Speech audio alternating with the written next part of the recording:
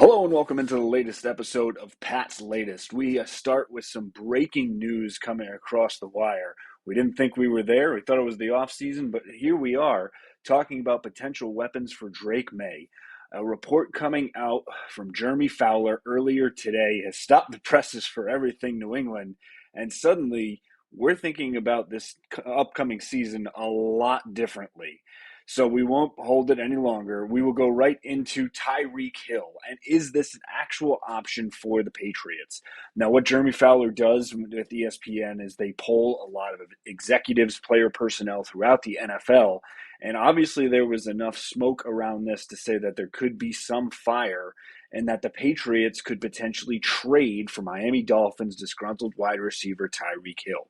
Now, obviously, an older superstar, but someone who still has plenty of tread left on that tire. Now, the NFL person who was quoted here was an NFC personnel official who said the Patriots are desperate.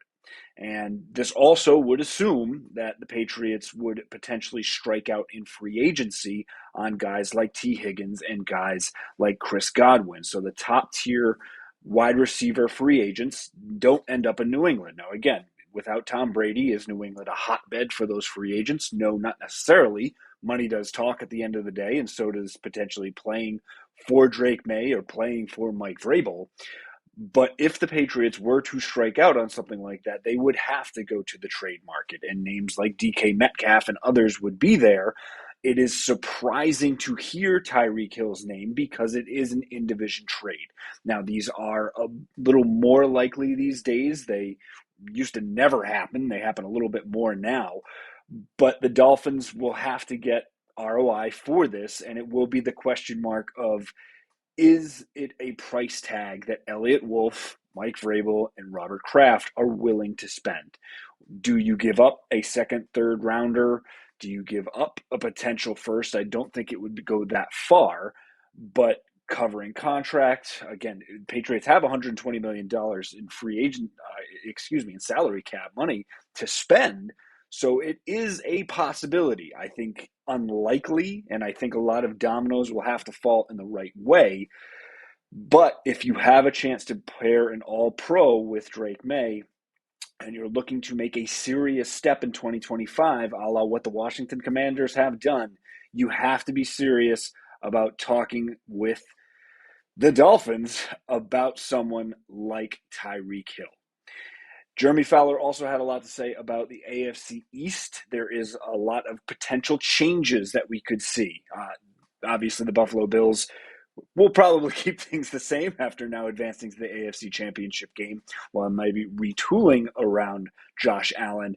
But he does report that the Aaron Rodgers New York Jets relationship could be at an end. With bringing in a new head coach, they will likely move in a different position, a different opportunity, a different person at the quarterback position. And it would mean no more Aaron Rodgers in that spot. Now, Rodgers obviously did not have the best season. The results on the field not there, but the stats themselves were not terrible, all things considered. Now, whether Aaron Rodgers wants to hang it up at the end of the day still remains to be seen, but it looks like there will be a new QB1 in the Meadowlands in the AFC East starting next season. There are a lot of options out there for free agency. Is it Sam Darnold? I don't think that reunion is going to happen, but someone like Kirk Cousins, or do they look to potentially trade up in the draft to go after a Shedeur Sanders or somebody else?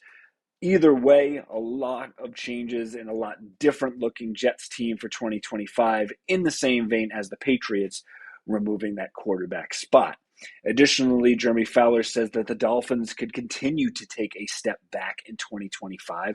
Obviously, losing someone of the caliber of Tyreek Hill is something that's going to put your team at a deficit.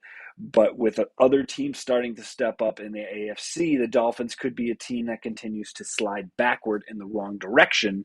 And if that does happen, that could cause some issues for Mike McDaniel, who will have seen his stock go down and in the wrong direction over the years after making the playoffs last year and running into a frigid temperature and a hot Kansas City Chiefs team that went on to win the Super Bowl. So either way, outside of the Buffalo Bills, three teams in the AFC East that will probably look very, very, very different come 2025. And with seeing a lot of the free agent and NFL draft selections and everything play out, it could be a very different AFC picture altogether. As for the Patriots, the latest continues to come across for their coordinators. The searches are on. Interviews are now taking place. A new name that has entered the fold is Grant Udzinski from the Minnesota Vikings. He has been a big name, has actually popped up a lot after his work with Sam Darnold and how he's gotten the most out of a quarterback that some deemed not being able to be saved after seeing ghosts against the Patriots. But Udzinski was actually a finalist for the Seattle Seahawks in their offensive coordinator role, and at 28 years old, a rising star for them as well. On the defensive side of the ball, we're seeing reports that the Patriots are targeting Lions defensive line coach Terrell Williams, former Tennessee Titan, so ties back to Mike Vrabel, and a name that we would not be surprised to see get to the top of that list. But another one surprising and keeping with the Dolphins theme, Ryan Crow, the Dolphins outside linebacker, put in a request to interview him for the defensive coordinator spot as well. Not to be surprised, there is an Ohio State tie to Mike Vrabel, to Ryan Crow, and after winning the championship on Monday night, no surprise that they'll continue to go into the Ohio State ties to see if there are some uncovered and hidden gems that the Patriots could go after as they continue to build out that offensive and defensive coaching staff underneath Mike Vrabel. Lastly, there was a report that it could be almost a done deal with Josh McDaniels coming underneath Mike Vrabel. I think the Patriots will continue to do their due diligence, look at what other options there are for the coordinator spots, and make sure that what the vision that these candidates have line up with what Mike Vrabel wants to see, what Elliott Wolf, with Robert Kraft, and what's going to fit Drake May the best. How can they utilize his skill set, understanding that this is not just a pocket quarterback, that this is a guy that has some scrambling ability and has the ability to put the team on his back at times. So a lot of things starting to become more clear for the Patriots, and once those coordinator spots do get locked down, you could see the top three coordinators now that Jeremy Springer is in the fold for the special teams being retained by Mike Vrabel, getting those offensive and defensive spots locked down as they continue to round out that coaching staff. Keeping it on the coaching staff, the Patriots did end up losing a coach to a team, and it actually, the Cincinnati Bengals came in to take offensive line coach Scott Peters away from the Patriots. So another spot that Mike Vrabel will need to fill as he continues to build out his coaching staff. A little bit of surprise, especially after the performance of that offensive line, the much maligned performance in 2024 here by the Patriots, not to be underscored enough by the potential lack of first round, second round, third round talent that was on that line, along with a lot of injuries as well.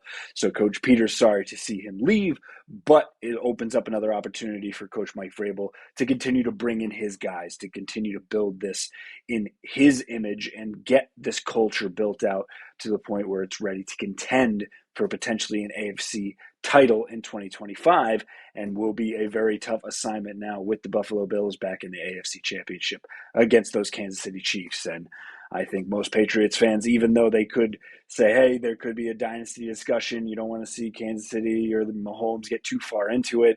The Patriots did have their number for quite some time, and I don't think any Patriots fans will be rooting for the Bills anytime soon. That's the latest coming out of the New England Patriots camp, and we'll continue to have you for that on Pat's Latest. Be sure to subscribe and like the channel and get all the updates as they come on. Fight on, Foxborough.